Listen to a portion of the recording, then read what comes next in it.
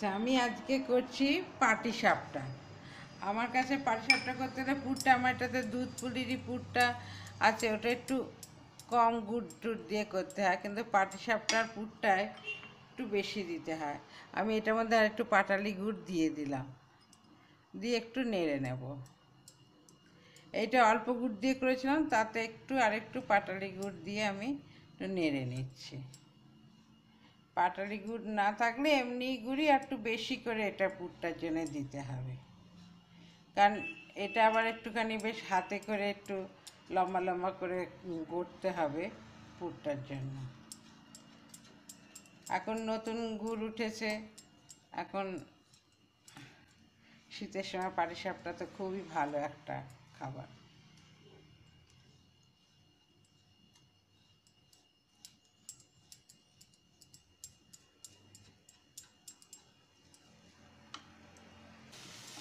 আচ্ছা, আমার এটা হয়ে গেছে, আমি এটা এখন ঠান্ডা করতে দেবো।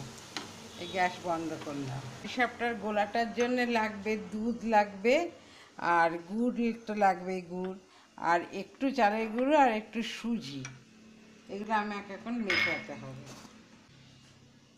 ময়দা নিচ্ছি, এটা সব আন্দাজ মতন নিতে হবে। আমারটা হাফ লিটার মাত্রই দুধ আছে। আর এই গুড়টা দিয়ে দেবো, এই গুড়টার জন্য আমার হয়তো আবার পরে, এই গুড়টার জন্য একটু পাতলা হয়ে যাবে।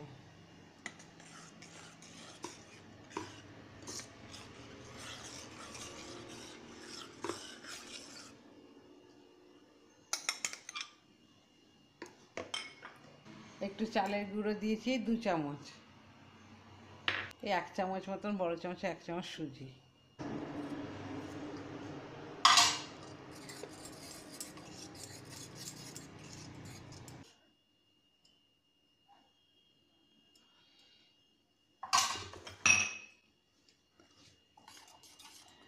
এটা আমাকে অন্তত 1 ঘন্টা এটাকে ভিজিয়ে রাখতে হবে, তাহলে এই ব্যাটারটা ভালো হবে, এই লামস টামসগুলো থাকবে না তখন।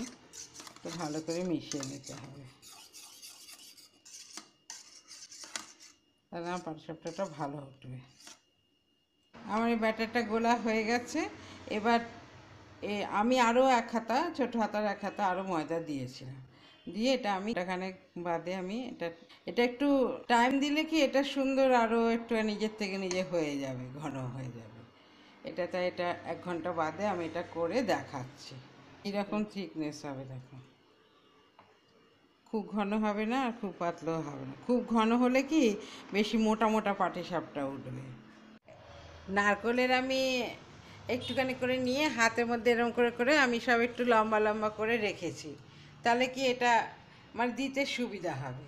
ওই দিয়ে এরম করে দেওয়ার থেকে এরম করে একটুখানি লম্বা লম্বা করে করে রেখেছি। আর দেখো, এটা একটু টাইম দিতে ব্যাটারটা আপনা থেকেই অনেকটাই ঘন হয়ে গেছে। আচ্ছা, আমি এটাতে একটা ননস্টিক প্যান বসিয়েছি, তাতে একটুখানি জাস্ট আমি অয়েলটা ব্রাশ করে দেবো, এর বেশি অয়েল আর লাগবে না।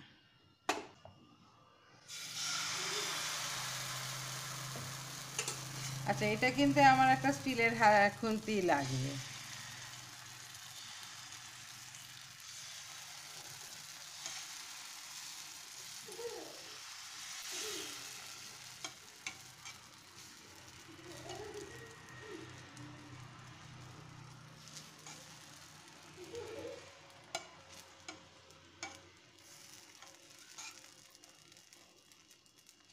এটা একটু যদি শুধু কেউ ঘি দিয়ে খাবে আরও ভালো, তবে ঘি এখন লাগবে না, কারণ এই পাটালি গুড় নলেন গুড়ের এত ভালো ফ্লেভার, এ ঘি দাও তেল দাও যাই দাও সবই এক। আচ্ছা, এতে আমি এরকম করে একটা নিয়ে এরকম বসিয়ে দিলাম।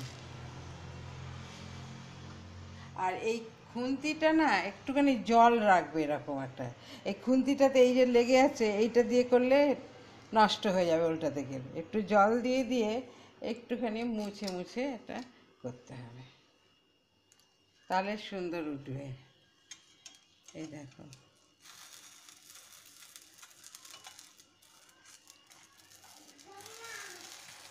দেখো খাওয়াটা কিন্তু হেলদিও, কোনো তেল লাগে না, বিশেষ কিছু না। এটা করে রেখেও দেয়া যায়, পরে খেলে তোমরা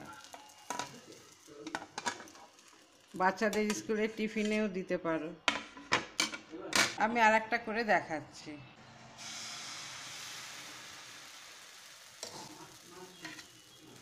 এরকম শুধু একটু ছড়িয়ে দিতে হবে। আর ব্যাটারটা যদি ঘন হতো তাহলে বেশি মোটা মোটা হতো, আর খুব পাতলা হলে আবার ওই যেই পুরটা দেবে না, আর ভাঁজ করতে গেলেই ছিঁড়ে যাবে।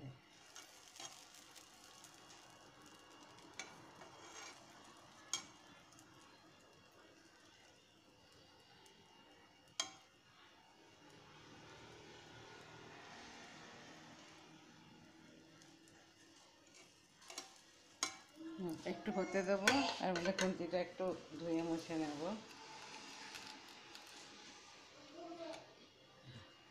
এটা কিন্তু একটু ধৈর্য ধরে করতে হয়, সঙ্গে সঙ্গে উল্টালে হবে না, কারণ এ পাশটা তাহলে কাঁচাই থেকে যাবে।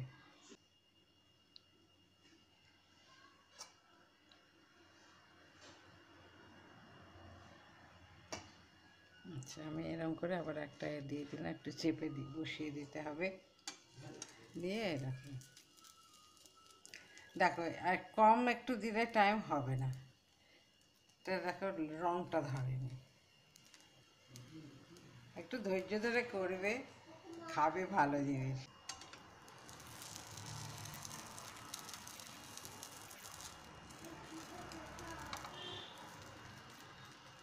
ব্যাস, আমার একটা হয়ে গেল। আমি এরকম কয়েকটা করে নিই। আচ্ছা, আমার সব কটা ভাজা হয়ে গেল।